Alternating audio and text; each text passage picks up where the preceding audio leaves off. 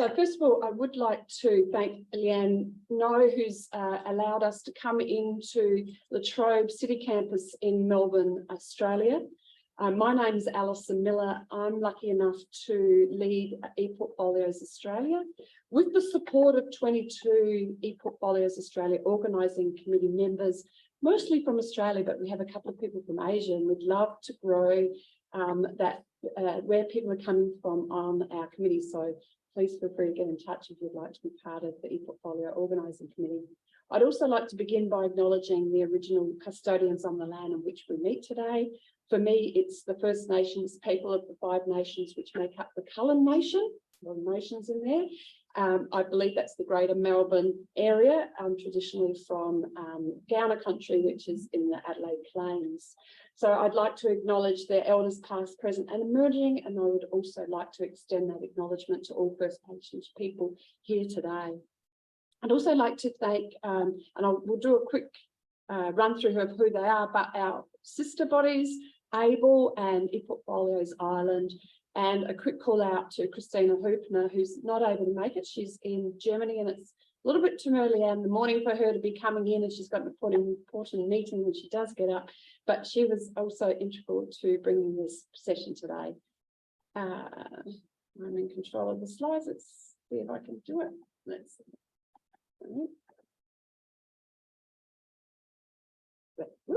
No. There we go. So there's a quick overview of what we'll be going through today. So just a little bit about each of these communities of practice in the different parts of the world. If you know of any other communities of practice, please reach out to us. We are very, as you can see, collegial and collaborative, and we would love to continue to do that at a wider audience. And then we'll quickly get into Megan's session, as you can see, around using AI bots and ePortfolio practice, but also with that lens of how do we do this ethically in a very crazy world. And then we'll allow a little bit of time at the bottom for, at the end, sorry, for letting you know what's happening next with our groups. So I'd just like to let you know that ePortfolios Australia is a pure community of practice. It's a professional network which supports ePortfolio practice both in Australia and beyond, mainly around professional development, but also research activities and the sharing of resources, ideas and practice. So I would like to hand over the microphone to Helen Chen. Hello, everyone. Delighted to be here with you this afternoon, evening, morning, wherever it may be in your part of the world. So ABLE is the International Professional Society organization for ePortfolio practitioners and researchers. We really recently held our annual meeting in Vancouver, British Columbia, as well as online, and are in the process of making those resources available. We're delighted to have this opportunity always to collaborate with both ePortfolios Australia as well as ePortfolio Ireland. So thank you so much for hosting us today, Alison, as well as Leanne. Thank you, Helen. And as I said, our sister body in, I'm going to say Europe, even though they're based in Ireland, another professional learning network that supports ePortfolio practice. And again, it's not really an ideal for them to be attending, but we've had 140 registrations for this workshop. I don't expect the whole 140 to come because I believe that they'll be looking at the recording of the session. Anyway, enough about us. This is why you're here. So we're very lucky to have Dr. Megan Mizzi. Sorry, Megan, if I'm not pronounced that correctly. If you've been in any of Megan's sessions before, you know she's very dynamic and a bit of a trailblazer. Lots of people in the portfolio area are. And as you can see, Megan's Director of ePortfolios and Digital Initiatives in the Academic Success Centre at the Old Dominican University in Virginia, USA. So I'm going to be closing off our mic and handing it across to Megan. All right, thank you so much. Thank you, Alison and Leanne and La Trobe and Helen and ABLE and ePortfolio Ireland and ePortfolios Australia for inviting me here to talk today. My name is Megan Mize, and I'm an AI chat bot novice. So I really wanted to frame this presentation. When we were starting to talk about it, my colleagues and I were saying, wouldn't it be good if we looked at someone just using this practice of thinking through AI tools in the classroom. And so I really want to point out that I'm an English scholar. I do not have a computer science background. I just finished teaching Macbeth to students this past week. I am not a programmer or a developer. So when I start playing with chatbots, I'm really coming at it from a very novice, nascent point of view. But I absolutely think that portfolio composition practices are changing and have been changing. And we have to think about this really intentionally in our pedagogies. And so one thing I really wanted to highlight, because I had a colleague when I was sitting in an AI workshop recently who said, Megan, why would portfolio be here? This is so strange. And I thought it's so odd that you think we wouldn't be here when we work with students with multimodal composition and web design every day. Because AI has been an active component of portfolio work for a long time. It's just that people really weren't paying attention to it until generative AI really came into play.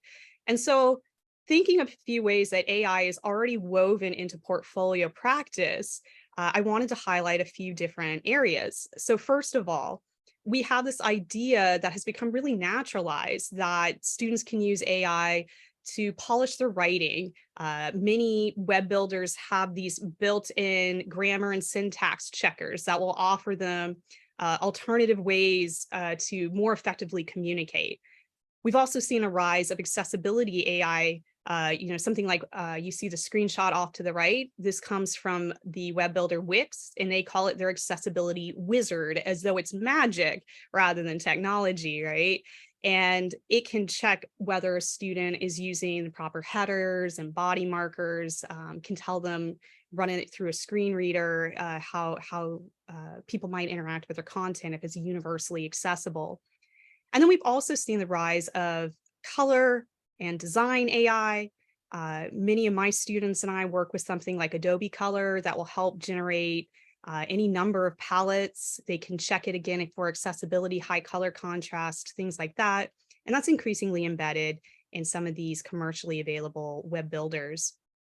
And then I am sure many of you have seen this already rolling out, that we are now seeing content generation AI becoming embedded in these platforms too.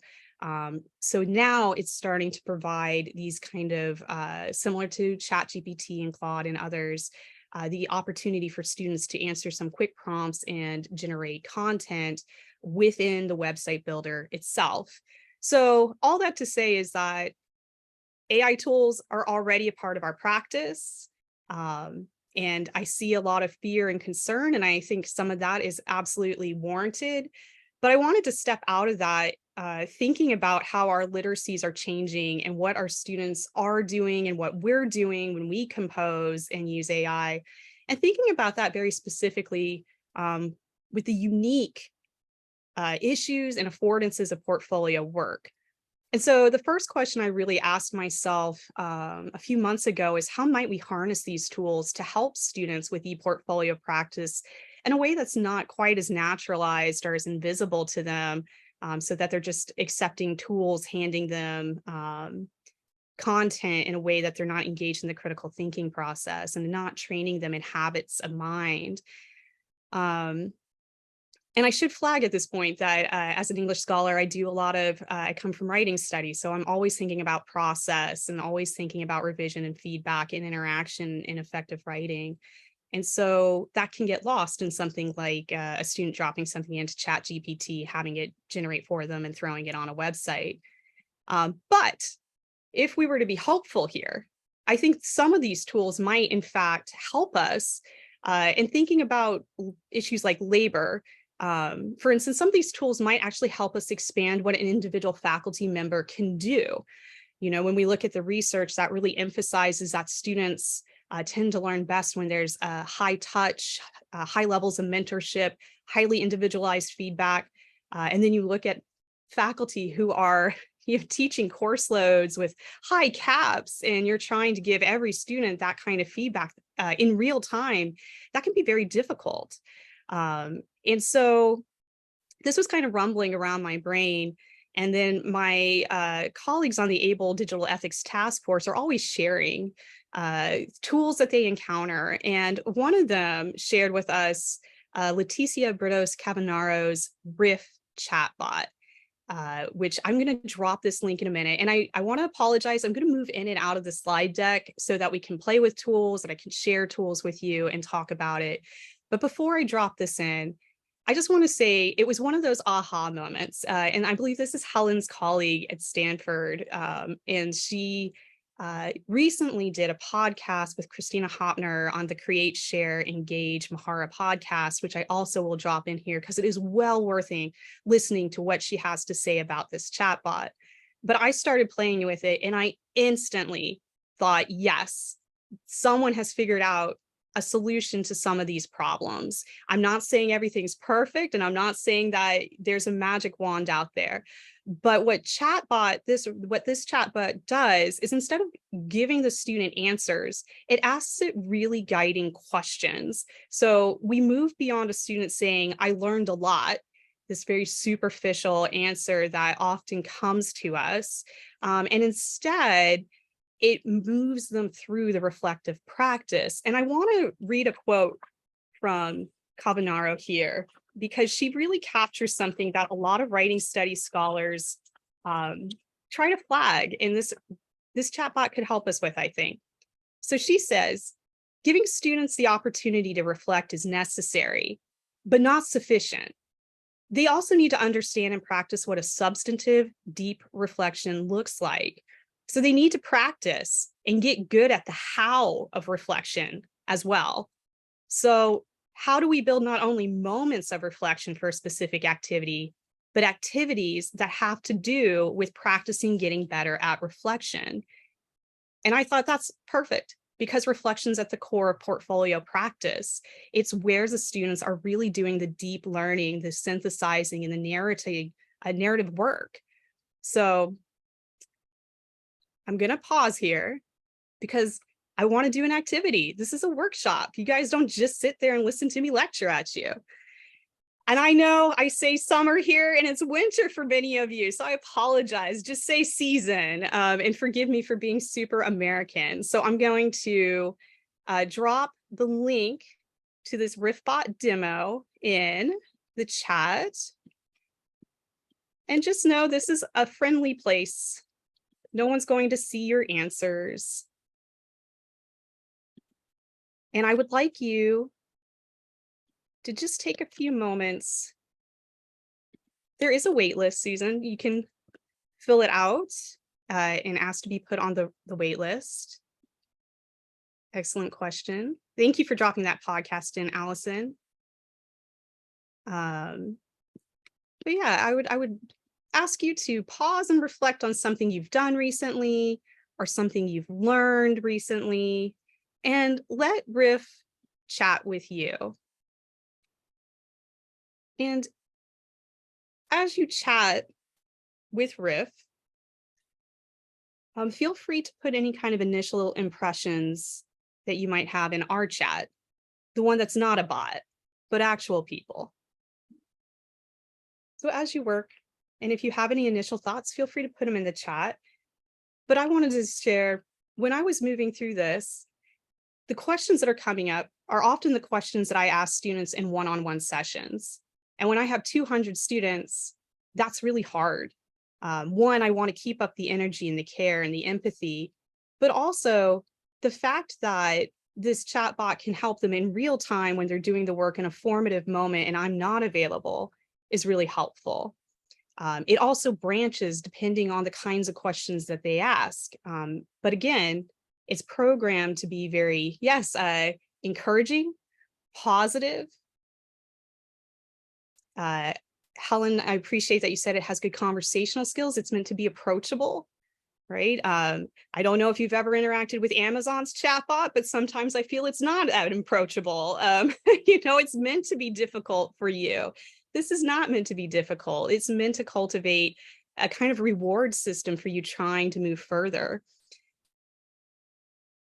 Yes, Penny, that's a really great question. How might a student capture this? And, in her interview, Kavanara was sharing the different ways that one might be able to do this. And for instance, an instructor might actually have an account for class and then see trends across students' responses and be able to speak to that in real time. And I think it is being built so that it can be embedded in multiple platforms, but I'll let her speak to that, right? But what I was thinking, just to be crafty for the fall and pilot it with some students in a cybersecurity course dedicated to ePortfolios, a field that is not necessarily famous for its excellent reflective practice, although they definitely need it, is doing what I did with some of my summer assistants and some of my colleagues, where we just used the demo.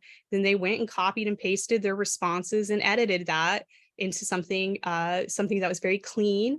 And what I thought was fascinating about that quick pilot this summer, especially with my ePortfolio assistants, is that they started with this chatbot feeling pretty cocky because they help students reflect.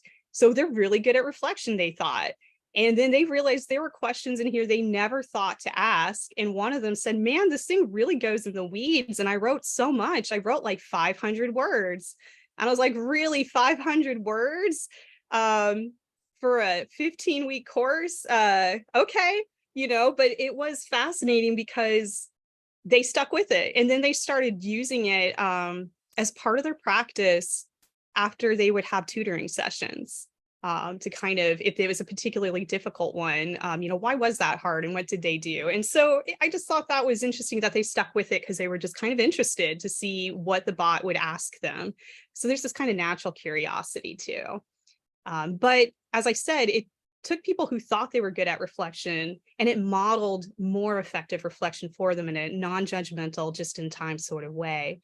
So I really encourage you to keep playing with that and absolutely listen to that podcast episode. I want to give her all the credit for doing some really excellent work. Excellent. Yes, I'm glad cybersecurity students around the world are suddenly going to be so much better at reflection. They're so key to us that it's important that they learn to do that. And so, this got my wheels turning. As I listen to, and again, I think there's a lot to be concerned about from various points of view, but, listening to hand wringing from my colleagues, and I started thinking, okay, how else might we use generative AI or chat bots for ePortfolio practice? And, I sat down and just started brainstorming. What are things that when I ask students to do this kind of rhetorical act that they really struggle with? But would benefit from more individualized support. And especially, I'm glad someone said it sounds friendly or it's conversational, especially something that has a low social risk.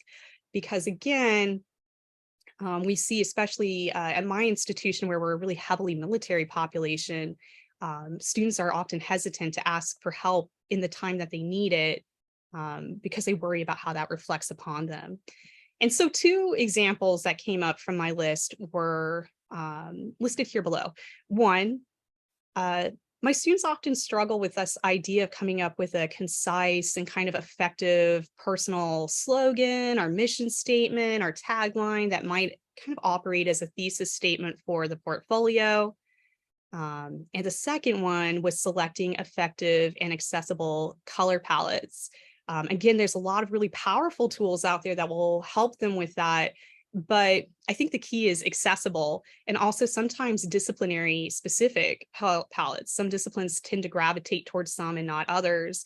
I'll give a quick example from my own early history with portfolios where I thought I had built the world's most beautiful portfolio. I mean, at the time I was a literary grad student, and my colleagues in composition and rhetoric, it was pastel, it had script all over it, very elegant, I thought. And they said, Megan, this looks like a wedding website. This does not look like a professional website. And I looked at it and I was like, man, they're right. They are absolutely right. This does not look like something from the field.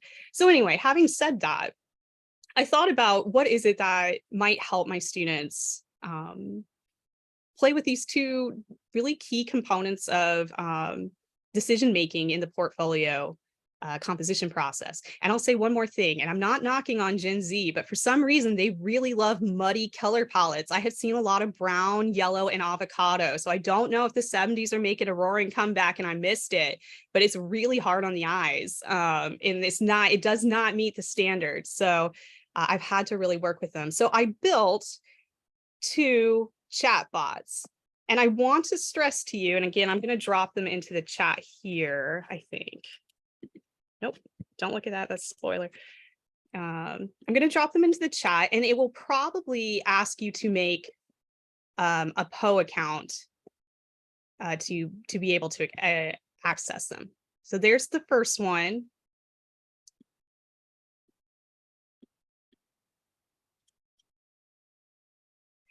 And there's the second one. Wendy, it's fine. You are welcome to have your morning tea. I invite you to play with either one or both. And I am going to tell you once again, I am not a computer scientist. I am not a programmer. I am a humble English scholar who does her best.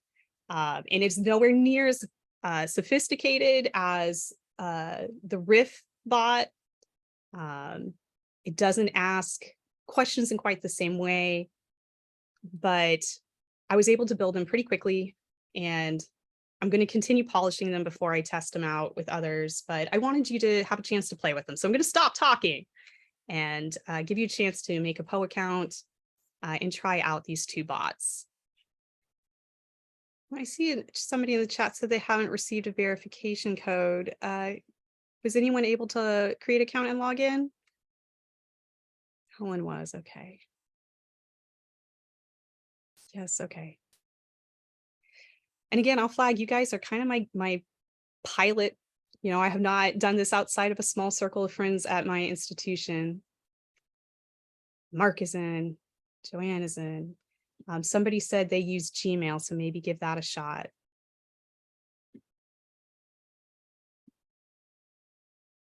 Maureen, I didn't like your phone number.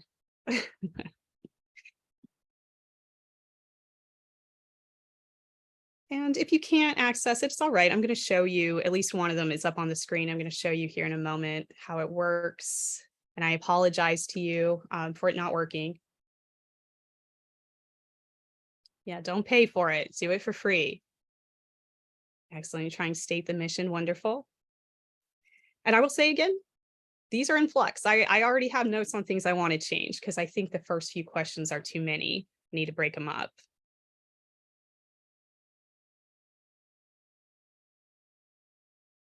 Works with Hotmail, wonderful.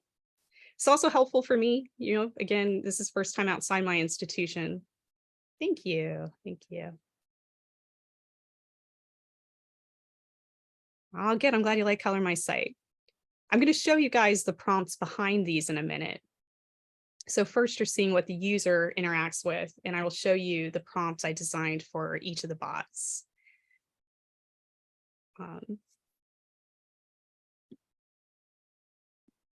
So please feel free to continue playing if you can.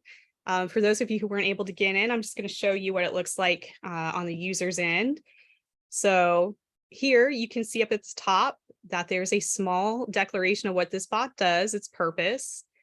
Then there is a greeting that you will draft, I'll show you in a moment, that leads the student or the user through a series of questions. You know, what is it, the information they need back from the user. And so here you can see I'm loquacious, obviously. And so I give the bot probably more than it hoped for. But I've asked it to ask me about my career field and my professional interests, my personal values, and my goal for the work I do. And so then it gives me three options. Helen, you probably recognize this from work you've done with Janae Cohn, where there's a 3-word option, a 6-word option, and then a short sentence option. And it gives me a little bit of rationale behind these choices. So unlike Riff, which led them through questions, this is, you know, a lower level bot, but instead it's giving them options and giving them kind of justification for why these might work. And, I thought, okay, I like the sentence options. Can you give me more? And it does, and again, it explains what those are doing and what changes it has for that. And I thought that's not good enough. I want more on ePortfolios. And it said, sure, okay. So it foregrounds ePortfolios. So you can watch here from a rhetorical point of view, I was tightening in on what I wanted. So when they talk about co-pilots, you can see me doing that with the bot and moving tighter and tighter into something that I think is more reflective of what I'm looking for. And then I'll go over to color my site really quickly. And again, I wanted to be very specific because this is something my students really struggle with. Again, they don't have a visual design background, many of them, or they haven't studied web design and industry standards and things of that nature. But some of them they'll be like, I want a modern, clean looking website. And then they pick brown and green. And you're like, I don't know if that's modern and clean. It might be. I'm not a graphic designer. And so I ask it to do that. I ask it to give 3 colors. I'm going to show you my prompt in a minute. I ask it to give hex codes, and I ask it to meet accessibility standards. So they already know that it will be accessible. It will meet the color contrast need. And so I ask it to give me alternatives. And then I don't know if you can pick it up on the screen, but I have purple hair. So I want some purple in my website at all times. And so I ask it to give me a purple color palette. And so it does, right? Pretty simple, not crazy. Yes, I think, Penny, this could very easily be altered, or you could build one for walking someone through a teaching philosophy. Again, these are things that people struggle with, or cover letters. I have one that walks students through practicing for an interview, things of that nature. So hopefully, even though these aren't perfect, hopefully you see where I was going with that, and thinking about how could I, when I'm not sitting next to my student, when they're sitting out to sea on a Navy ship, or they just got off a nursing shift at 2 a.m. and they're trying to crank through their portfolio work, how could I still get them that kind of individualized guidance, but drawing on my own expertise to help them, right? And so I know this is the cardinal sin of visual design to have this much text on a screen, so I apologize. But I did want to show you what the bot looks like behind what you just interacted with. What did I tell the bot I wanted it to do, and how did I tell it that? Because again, I can't code. My code is like from LiveJournal days, back when people were learning tags and things like that. It's limited. So I did want to say this. So here you can see the first thing I tell it is to act in a certain role. The first one is you're a graphic designer familiar with web design principles. And the second one is you're a marketing expert who works with condensing detailed material, right? And then I give it the instructions for the kind of content I want to get back. With the state, the mission, I asked for 3 different types of short tagline. On the color my site, I really want to highlight, I got very specific with this one, and it took rounds for me to figure out what I was trying to tell it to do. Because again, some of my students they love colors. So they'll have 10, 12 colors all over the site. And it's not that that's bad, it can just be hard. So I said, pick 3, one that's the dominant, the primary color, one that's the contrast, and one is an accent. And then make sure it passes accessibility standards and explain why those are appropriate. So you can see very clear instructions. And so there are smarter people than me who are writing all these wonderful handouts for how to design a really compelling engineering prompt for AI. But one of the things that really struck me as I went through this process is one, of course, we've heard it from a lot of people that this is definitely a new skill that our students likely should be practicing. But more importantly, I thought this is a place where assumptions and implicit bias can absolutely sneak into an assignment when you're designing these prompts if you're not careful. So for instance, I said, explain why these colors could be considered appropriate. And I would wonder who is judging what's appropriate. What standards or maybe let's say whitewashing, discourse, norming discourse does appropriate imply. So I need to work on that. So some quick takeaways I had just as a novice playing with these bots was that I needed to be very clear and specific, especially when I was talking about the role and what I wanted it to do. I needed to use natural language. I needed to make sure that it was conversational. Someone pinged that in the Riff example. You have to avoid being ambiguous in what results you want to give back to the user, because you're also thinking, what is it the user is going to do with this information? And then the number one thing I would tell anybody who's interested in building their own bot, test it, see what it gives you. That is how you will know if it's going to help your learners or not. So with that being said, I saw it really quickly fly by. Someone said, how do you know if it passes accessibility checks? That's a great question. And it's actually the reason I ask it to give me hex codes, because I can add it into a checker and test that those codes meet standards. Before I didn't have hex codes in there. So it's just tossing out colors. And I don't know if plum, violet, grape is an accessible color with teal, like let me go check. So the hex codes were really specific. And that's what I mean by working to reduce ambiguity, both in your language and your output.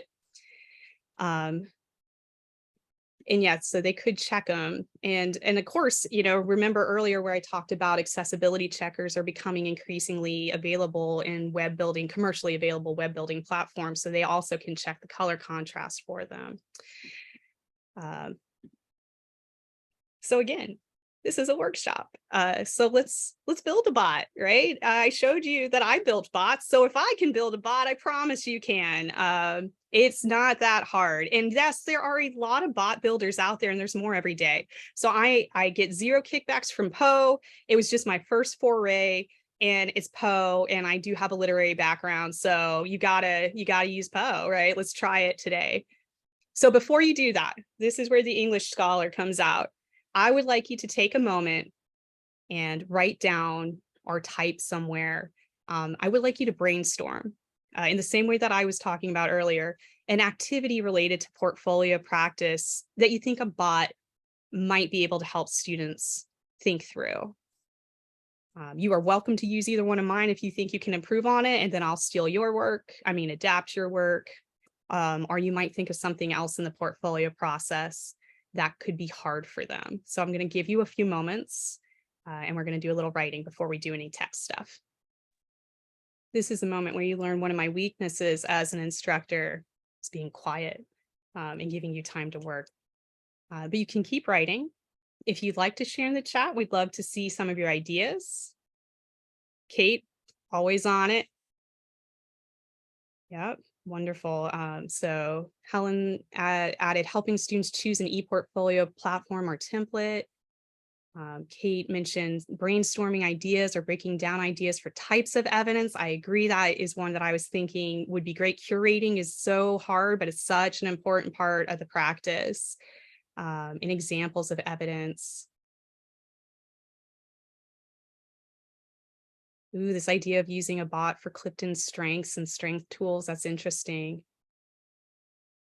Helping students talk about their work experience, helping them articulate that. Love that. Oh, wonderful. Okay, you guys are great. Thank you. These are incredibly challenging parts of the portfolio practice. And I think part of what I loved about building the bot was that it made me reflect on things that are natural to me at this point. We do this so often, and then having to step back and think, okay, what's something that's become so naturalized to me, but I witness my students struggling with, right? So these are wonderful ideas. So that's not what I wanted to have happen. There we go.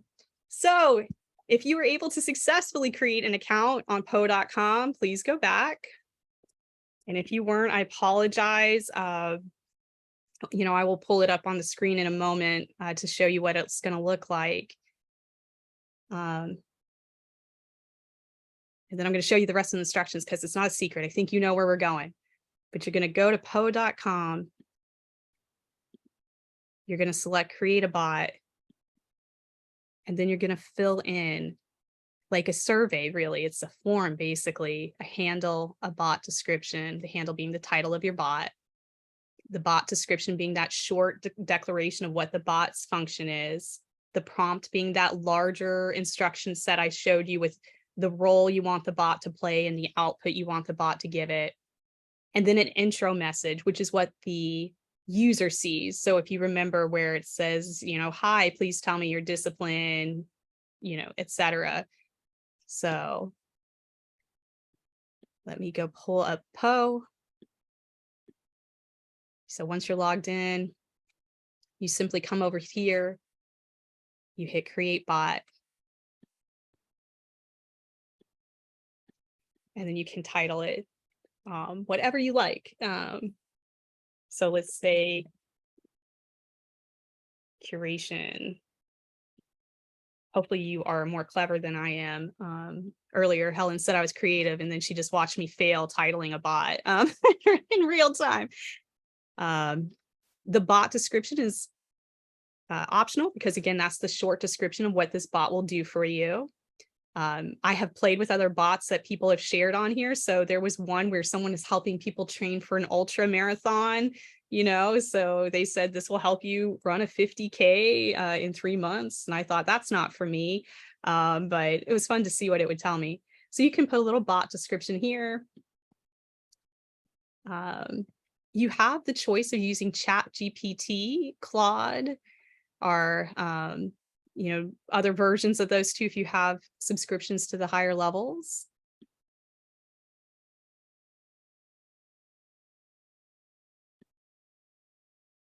And then you give the prompt to the bot itself here where it says prompt visible from bot profile. And it tries to give you an example where it says talk to me like a pirate, which I find quite amusing. Yes, Sean and I have the same sense of humor. So this is that lengthy area where you would give the long prompt. And I will tell you, this is the area you will do the most revision on. You don't have to have an intro message, but I have found it to be really useful every time I've tried these bots with someone else because it's the directive.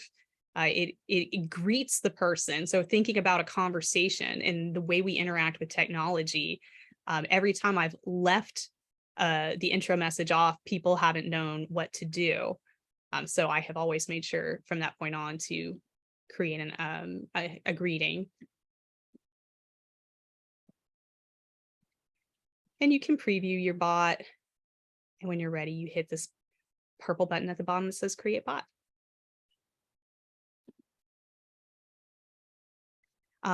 What do you add? Kate, you say there, do you mean like which part?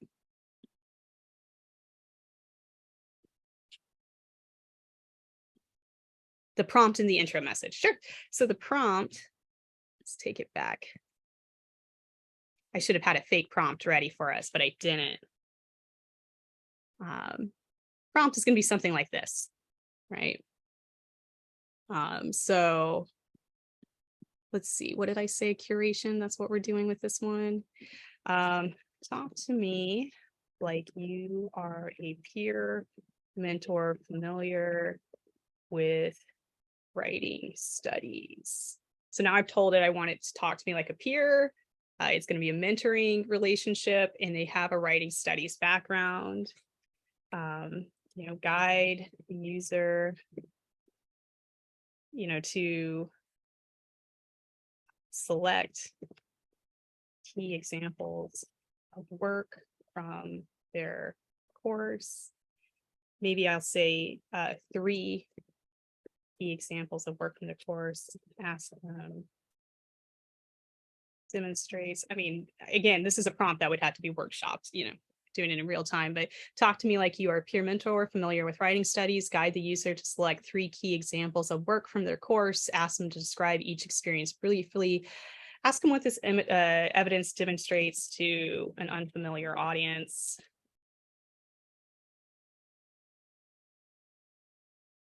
In terms of skills or work experience. I don't know. You get the general idea, I think. So And you could go further.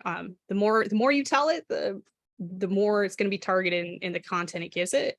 And then you can write your own prompt, or you can borrow the ones that they have here. This is one they're grabbing from previous hellos. So the intro message is what the user will see. Hello, I'm here to help you pick meaningful. I know how to spell. Y'all are watching and I can't spell when people watch. To pick meaningful and effective examples of your learning and work experience from this semester. Would you please begin by describing 3. I know artifacts is not a clear word for a bot, but I'm using it because you guys are watching. Describe 3 artifacts you have. Why you think they be helpful to an audience. Right, something like that. And again, I would really play with this, but here you can see the bot preview at the bottom. This is what someone would see when they came to your site. Cool tool, yes. And again, this is not a perfect bot right now. This would not pass muster with anybody, but you hit create, and then I say, I have a project from an internship, a literary essay, and 3D model from a game I designed. And then I would say more in whatever. But notice that I didn't really describe those. I didn't talk about how those demonstrated skills. And so the bot pulls me back and says, okay, great. Can you tell me more? So, you guys just watched me craft that in say 5 minutes, and I could definitely do much better with more time. But notice that it's moving me in a scaffolded fashion, in the same way that if I was sitting across from a student, I might say, oh, that internship project sounds good. Could you tell me more about that? What skills did you practice, right? What does it showcase to others? Yeah, slow it down to separate steps. Absolutely, Penny. And yes, Ingrid said, I can see why you need to be explicit. Right, because when you are ambiguous, you may get results that are not what you were after.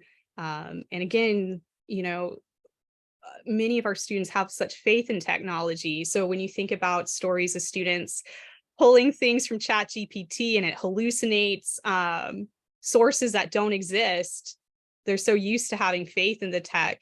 So in the same way that if this, someone asked earlier, how do you know those hex codes are, how do you know those colors are accessible? I would in that class make my students check the hex codes to make sure they pass muster, right? So just to say that the bot's not unfailing, but the more specific we are in the engineering of the prompt, the more likely we are to get the kinds of responses for the student that we're after. Sean's a great question. I'm not entirely sure why it has the like or dislike. I suspect it's training the model a bit there. I've used other bot builders, and when I would hit yes or no, it would ask me, why didn't you like this? Or what did you like about this? And so I think it's tweaking the tool when a user is responding. But I also find it quite distracting. But you'll notice that they can share it. They can share the entire conversation. They can share certain excerpts from this. And I will share with you, going back to test your bot, I thought I was on a roll. And I just finished a intro to literature course this last week. And I thought, oh yeah, I'm going to create a bot that helps them move through literary analysis with each of the concepts that we're discussing. And I started building that bot and it worked great until I used a poem by Charles Bukowski and it has the word knife in it. And so there's a constraint here that Poe does not allow sexually explicit or violent material. And so it stopped the conversation. And I thought, well, I can't teach a literature course with this bot because there goes Shakespeare. Good luck trying to find anything without that in it. And so that really pulled me up short. But, that tells you where the affordances and constraints of these commercial builders are. But, the level to build these is pretty low. So no Bukowski right then. That's right. You can't use them, which is such a shame. It was Raw with Love, which is, not at all Florida. Not at all a rough poem compared to some that we could have picked. So if anybody would like to share their bot, I would love to pause and invite you to share your bot. Yes, someone asked about the privacy and the data. You'll notice I switched to Claude because Claude has, I forget what they call it, an ethical policy, constitution policy. So I tend to pick Claude as the platform. Thank you. Oh, Penny's willing. Let's see, Penny, are you able to open your mic? I'd be happy to have you chat about what you picked. Thanks, Megan. We're all enjoying ourselves a lot. So this is a task where the staff that I'm teaching are doing documenting a learning design in their portfolio to make a full course portfolio. So the problem, the thing I'd like to tell them if I was able to be with them live while they were working is make sure you use scholarship to justify your decisions, your design decisions.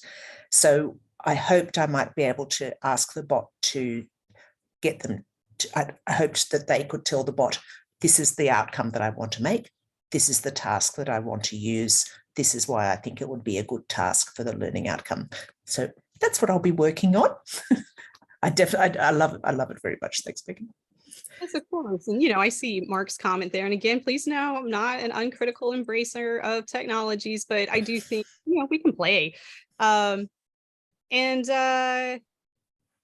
Kate, I'm going to throw yours up here too, if you don't mind. Would you like to chat a little bit about yours? Penny, thank you for sharing. I appreciate you.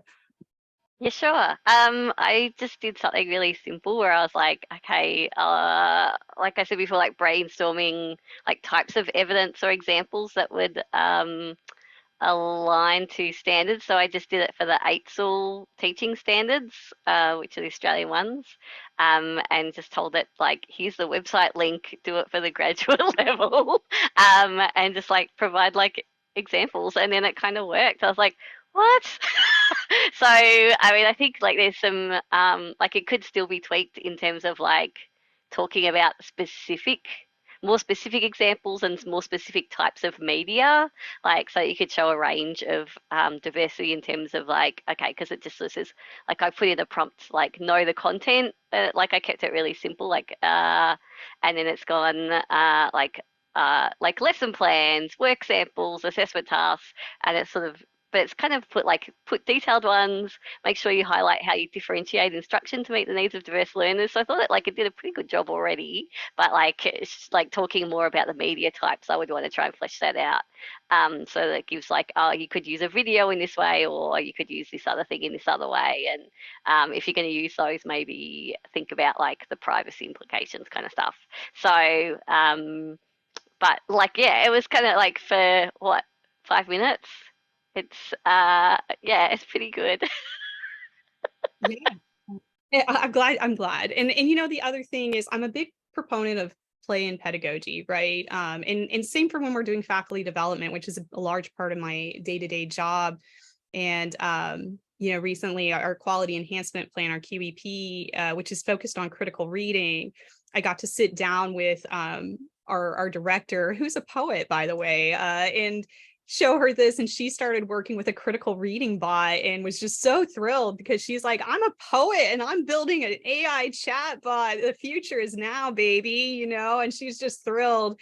And Kate, your example is so good because I often think the multimodality of ePortfolios can be tough for students because they're so used to kind of this print culture. Even when they do work with portfolios, you'll oftentimes see like maybe a picture and text, which is still really print based. And so I was working with game design students who build these amazing 3D models and these really interactive games. And I was like, why do you have a screenshot of your game in here? And they were like, oh, I could embed this, that, and the other. Like, yeah, like invite people to play. So I think a potential is to absolutely think of students, encourage students to think more expansively of the type of evidence that they might include in their portfolio. So thank you, brave souls, for sharing. People, please continue to, oh gosh, I'm gonna pull this up. Penny said, director is poet. She has this image of my workplace. I got it. Yes, yeah, there you go. That's definitely, I'll have to pass it off to Rumi because she'll be thrilled. But thank you guys for playing with me and building a bot. And again, it's just to play.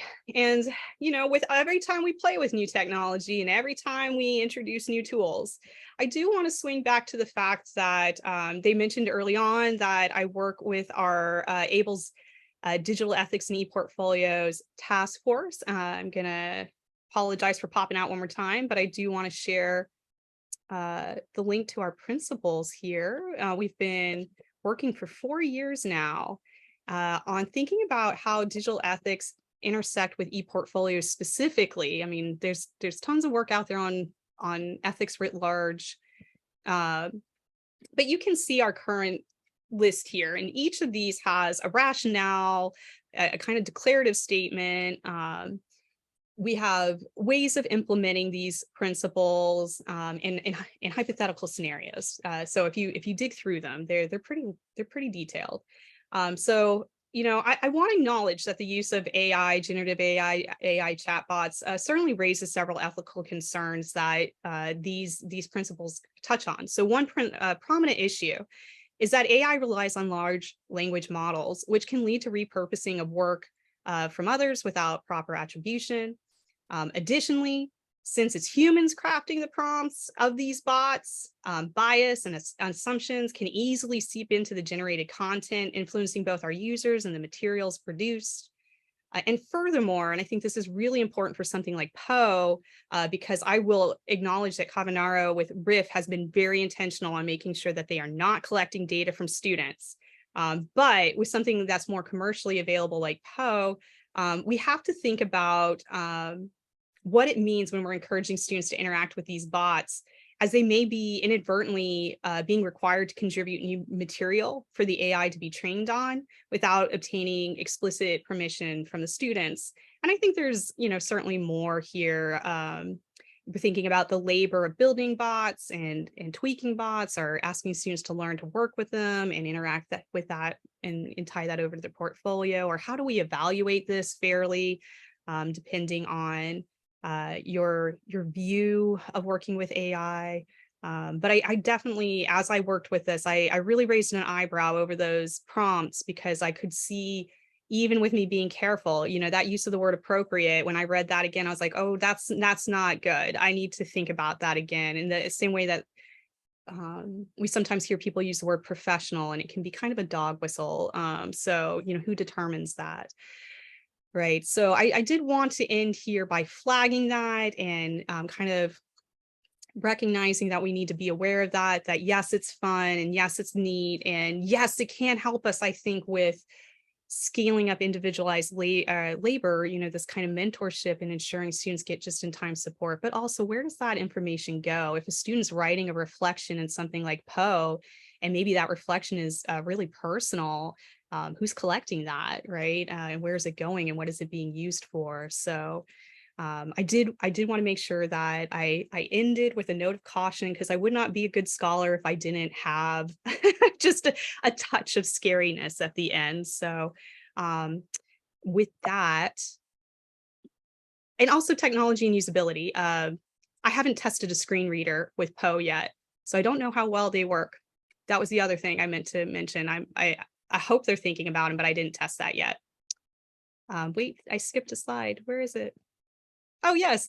So I wanted to give us just a minute, a kind of a breather, to potentially chat. without bots. I went to be lazy and see if ChatGPT could give me a nice closing blurb here, and I thought its blurb was funny, so I just screenshot it for you, because I would never talk like this, which is something really important to talk to about tone and personal style with students. So I thought, why not end here? But I thank you all for your time. I thank you for playing with me and trying out those bots and thinking how you might help students with those really hard parts of portfolio practice that a lot of times they're nervous about. And a bot is a low risk place to test things out and get feedback in real time. So thank you, everybody. And I'd like to open it up for a few minutes for comments and questions. And then I know we have a few more slides after this. Oh, I'm so glad that you find that useful. Yeah, ChatGPT's tone is off. You know, I always think it's such a hoot. Chatty G. That's what I'm going to call it from now on. That's a gift to me. Thank you. Yep. In regional concerns, Amy pointed that out. Yep. We have considerations with things like FERPA here in the States, you know, how long before we can use Riff and Moodle? That's a great question for Leticia. And again, let me see if I can pull that up while you guys are here, because she's going to be like, who is this woman? Just telling everyone to come my way, but it's such a cool tool and so thoughtful. Thank you, Amy. And you can see, you can request early access.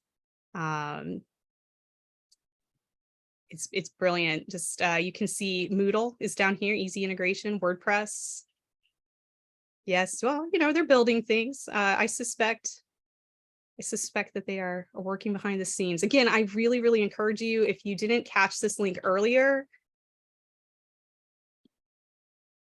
to please go listen to Leticia Cavanaro about how and why she built this and her work on reflection, because she has a book coming out as well that seems really exciting if you're interested in reflection work.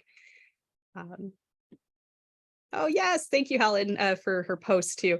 But yes, I'm riffing right now. If folks would like to talk, just fill in time until someone has a question. I'm glad you found it fun. Thank you guys for joining me. I know it's morning for many of you. Megan, I'm just wondering if there's anybody in the room that is also a trailblazer in this space and would like to share any of their experiences using ChatGPT or thinking about any concerns they may have.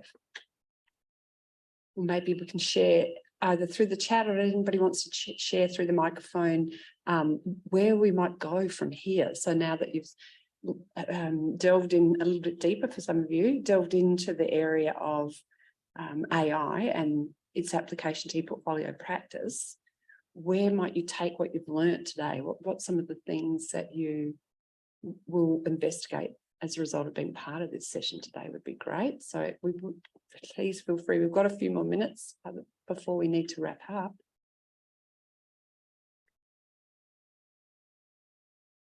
Does anyone think they might actually use a bot to help their students with portfolios? Leanne, Megan. Oh, absolutely, Megan. I think one of the things, because I teach into the cybersecurity suite as well, and reflective practice is a tricky area as well. But one of the areas that I'm very keen to develop further in our students is being professionals in terms of ethics in that space. And we've started the last few weeks teaching ethics in different scenarios as well, looking at 3 theories of ethics to try and get them to explore deep rather than saying, no, I agree or disagree rather than an aspect. And I was just playing around with the bots at the moment and developing prompts for that. And I can see that this is a great opportunity for our students in their own time to help develop their formative approach to really develop the ethics side of things. And I think it's certainly a great opportunity to be able to track that. I wouldn't say track, but to see that in development over time as well, potentially across a course or program for that. And I just believe, you know, the ethics, the moral side in our age at the moment, our digital age at the moment, it's going to be a crucial area to develop further in our students. Yeah, I love that. And I'm also thinking it could be such a good meta assignment for them too, if you gave them different bot builders and asked them to kind of explore their ethical background or their policies on things like data collection or user privacy, because there are multiple bot builders out there. So that could also be a step further, like have them use a bot and then explore the bot itself, just a quick thought. But yeah, I love that. Sorry. Diana, you've got your hand up. Oh, yes, please. So thank you so much. This was just such an incredible session. Really, really enjoyed it. Thank you so much. So I'm really interested in creating bots myself. Like you, I have no prior experience. I don't come from IT or anything like that, but I have worked with learning designers in the past who've helped me put together a bot, but I'm still not, and that person unfortunately left. So I'm not on top of how I can utilize it, but I can see so much scope, particularly in clinical practice courses. So I'm part of Allied Health here at La Trobe University, and I can just see how much we can utilize this to assist students and create simulation environments where they can practice, taking case histories and providing feedback to patients, and also engaging in reflections after their clinical placements on, how they've gone and how they can improve. So there's so much scope. But my question to you is, how would I go about training the bot in when you work with ChatGPT, for example, you can engage in that iterative process where you keep correcting it, keeping it away from hallucinating until you reach a specific prompt, and then you can kind of grab that and use that. But whereas this, because it's an ongoing conversation, how would I, as I'm developing the bot, ensure that the information that the bot is saying is correct, and then I could actually utilize this in practice? Yeah, and unfortunately, because I haven't had the chance to do it at large scale, I don't know that I have a good answer for you other than I think with something like Poe, because it's free, it has really limited capability for training. The more I went through it, it did get a bit tighter, but it just really relied so heavily on the prompt itself. So I don't know that it has the same powerful capabilities. I'm too new to it to really give you a solid answer with that one. And so maybe in a few months we can all get back together and we'll have a better answer when we have a larger group of folks working with it. I love that idea of using it with that particular discipline as well. I remember a colleague of mine who's doing a lot of work with extended reality was testing how her nursing students practiced empathy and how they had to watch someone react when they gave them bad news. And she did a small study recently where students had to write it out first. They scored higher in the empathy simulation than if they did it off the cuff. So I could see them working with a bot, where they had to interact with a bot first before they went to like a live person or a simulated individual. So Thank you so much. Thank you. I'm sorry that I couldn't answer your question. That's just the novice in me. I apologize. That's okay. Thank you. Adam, I think your hand's up.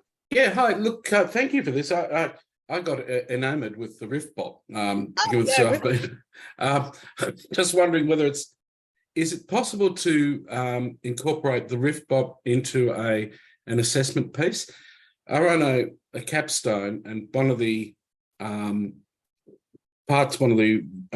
assessment pieces, they have to do a reflective piece about 3/4 of the way through there.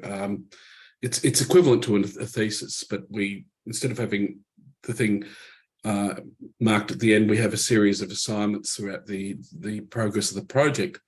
And one of these, I think, because we use action learning as our teaching modality, they have to do a reflective piece. And some people struggle with doing reflective. That's why I was so delighted to see the RiffBot, because it really helps it. Otherwise, I've got to sit through and go, and how did you feel about that with, the number of students with it? So that's a great thing. I'm just wondering, is there a way that this could be incorporated into an assessment?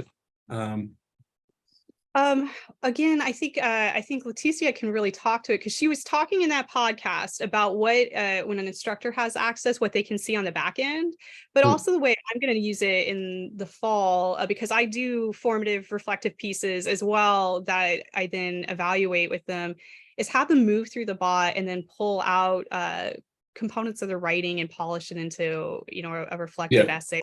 Yeah, So that's what I was thinking I'd have to do. Yeah. Yeah, Okay. it's not as you know, like you wish they could just download like all of their writing from this or something like that. But you know, I think by the act of them copying, pasting, and then needing to make sure that it makes sense all together, you're still engaging them in critical thinking and reflection, and you could have them peer review that too. So yeah, good. No, thank you for that. I really do appreciate it. Thank you.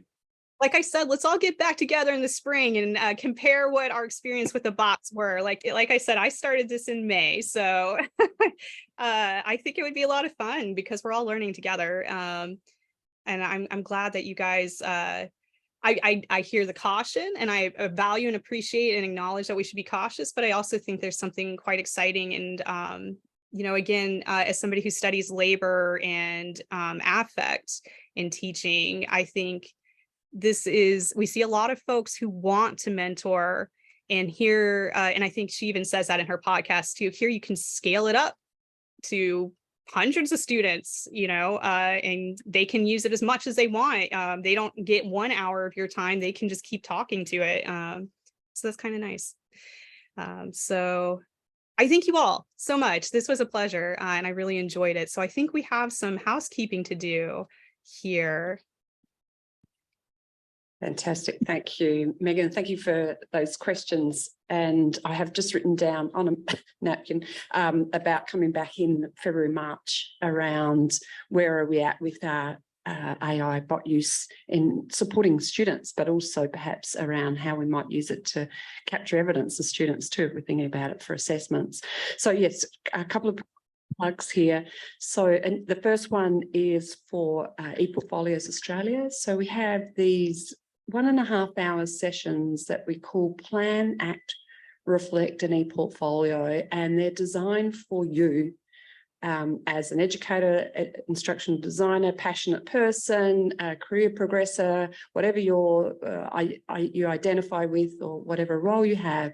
And it's a chance for you to set time aside in a supportive environment and plan, act, reflect and or ePortfolio. And it's done in the Pomodoro style where we start with introductions and sharing, and we also share with any kind of roadblocks or any issues or challenges that people have, or if you have never started your own ePortfolio, even though you're starting it with others, we can help you get started and let's get you off the blocks as well. So the next one will be on the 7th of September, and we'd love to see you. But there's a few regular goers I can see in the audience today. And so Megan, I'll hand it back to you in terms of the other session. Yes. Oh, thank you everyone for the kind words in the chat. It really means a lot. I was so nervous to share with you this new stuff. And, you know, if you like the cut of my jib, you're going to love the workshop on the 22nd of September, run by my colleagues who are also on the ABLE Digital Ethics Task Force. It's called Publishing on Practice, Doing Digital Ethics in Our Classrooms, Programs, and Publications. And it will be facilitated by Amy Shikino, Teresa Confrey, and Peter McClellan, all of who are fabulous, brilliant, empathetic models of scholars that I hope to one day be anything remotely like. So that will be a fantastic workshop. I promise it would be well worth your time. So I hope you will join us for that.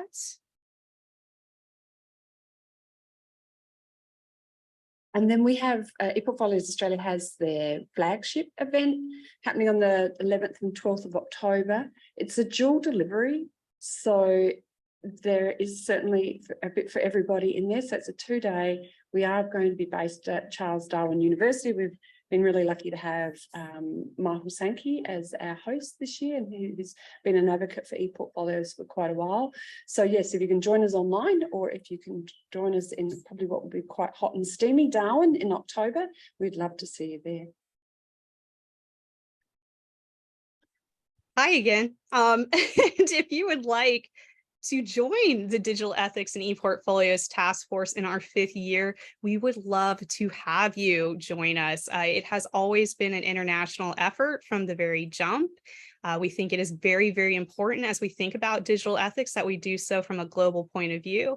I am sure my colleagues, Christine Slade and Christina Hopner, would tell you that sometimes the Americans may get a little pigeonholed in their point of view, and they have to bring us back, and that's very important. But we are always revising the principles because technology is always changing, cultural contexts are always in flux, and ethics are always something that we need to keep a steady eye on and making sure we're serving the community as best as possible. And so you can see an application form on the screen, or you can reach out and I will send it to you because we would love more colleagues to join us in that effort. And I think I'm the next slide too. You get extra. Oh, nope, that's not it. Well, here, let me go ahead and give you that application form. Here you go, if you're interested. And again, I can't stress how collegial that group is and how productive they are. We do a lot in really, really passionate groups. So if you're looking for peers, excited peers, we're them. And speaking of work that we're doing, we don't think that the principles should be in a vacuum. It's one thing to advocate for ethical principles, and it's another to put them into practice. And so these last 2 years, we've really been focused on the visibility of labor principle, where we're thinking about the labor of ePortfolio work, both for faculty, staff, and admin, and the students asked to engage in it. We just finished we're calling it the Mapping ePortfolio Labor Project for North America this last year. We had a survey that go out, and this next year we're going to do follow-up interviews with folks who agreed. And we're getting ready to release the ePortfolio use in labor and tertiary education for Australia and New Zealand model, because again, labor and ethics is really context specific. So we want to see, what does ePortfolio work look like for your area? So if you are interested, we would love to have you participate. And that is not spoilers. Let me drop this link in here. It is, I will say, a long one. Yeah, it's out now. I apologize. It got launched. It is a long one. It does ask for some time. I think it's about 15 to 20 minutes, but we would love to hear from you. It is so important to make visible the work that everyone is doing. And the goals for these kinds of surveys and interviews is to produce descriptive reports of the fields, to be able to speak to what kinds of roles are out there, how we might better prepare students to move into these emerging roles, to help people advocate for resources that parallel the amount of work you might be doing, things of that nature. So very similar to what writing program administrators and writing center directors were doing a decade or two ago. So I think very important work, and I hope you'll consider taking that survey. So next one, me too. Thank you, Megan, for your putting up your contact details. Would you please join me in the crowd for reacting in some way, text, or I'm trying to find my reactions. Where did they go? That's because I want to, there they are, fast. Some sort of applause for Megan's workshop today. It was very, very insightful, very inspiring from my perspective. So thank you so much, Megan. I'd also like to thank Leanne No from La Trobe University, who's allowed us to come in on campus in the city campus of Melbourne today. Also, in her absence, Christina Hopner, who does a lot of work in the background, but was certainly one of the instigators for this webinar. And so we thank her, and also my colleague Helen L. Chen, our ABLE representative here today. So thank you so much. And also for everybody on the ePortfolios Australia Organising Committee, people involved in ABLE and ePortfolio Ireland. So thank you, everybody. We will come back in February, March, and perhaps we'll have a show and tell of who else is in this space. So please come forward. As you can see, Megan excuse me, Megan has only been playing with this for a short period of time, but her open-mindedness and way of thinking about how technology can actually support her learners and create a really personalized experience for her learners has led her down a path that now is leading us all down really interesting paths as well. So any other comments, anything else anybody wants to share? And thank you, Kate Mitchell, for being really great in the chat there too, especially with those links. Anything else anybody would like to share before we wrap up? Folks who are messaging me in the private messages, first of all, the cat's name is Newt, so she's been patient. And yes, you're absolutely welcome to reach out to me to have further conversations. I would love to see how other people stop eating that plat. Stop it. I would love people to share with me the chatbots they're doing, and maybe we could do a kind of a roundtable and compare notes in the spring semester. So thank you, everybody. Don't feel like I disappear into the ether just because the session is over. That's great. Excellent. So please feel free to hang on the line and network for a bit longer. Otherwise, thank you so much for joining us, and we look forward to working with you again sometime in the future.